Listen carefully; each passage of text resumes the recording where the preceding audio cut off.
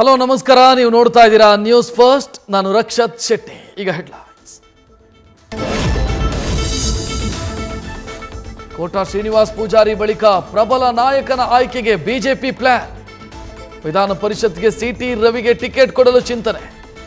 ಒಕ್ಕಲಿಗ ನಾಯಕತ್ವಕ್ಕೆ ಪೈಪೋಟಿ ಮತ್ತೆ ಶುರುವಾಗತ್ತಾ ಅಂತ ಆರ್ ಅಶೋಕ್ಗೆ ಟೆನ್ಷನ್.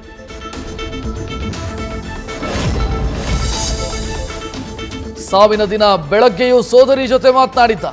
ಪವಿತ್ರರ ಇನ್ಶೂರೆನ್ಸ್ ಹಣದ ಕೆಲಸ ಇದೆ ಅಂದಿದ್ರಂತೆ ಚಂದ್ರಕಾಂತ್. ನೇಣು ಹಾಕೊಳ್ಳುವಾಗ ನಾವ್ಯಾರು ನೆನಪಾಗ್ಲಿಲ್ವಾ ಅಂತ ಸಹೋದರಿಯ ಕಣ್ಣೀರು.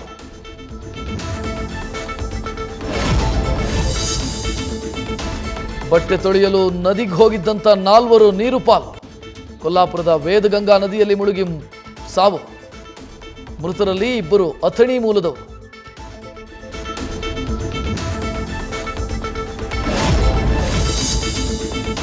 $100 ಕೋಟಿ ಆಫರ್ ಬಗ್ಗೆ ಅವತ್ತೇ ಯಾಕೆ ಅಮಿತ್ ಶಾ ಹೇಳಲಿಲ್ಲ ಅಂತ ಪ್ರಿಯಾಂಕ್ ಖರ್ಗೆ ಕಿಡಿ.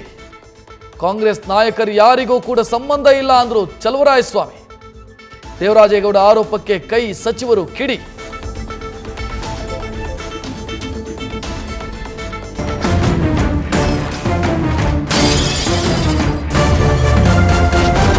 ನ್ಯೂಸ್ ಫಸ್ಟ್, ನಿರ್ಭೀತಿಯಿಂದ ನಿಮ್ಮ ಪರವಾಗಿ.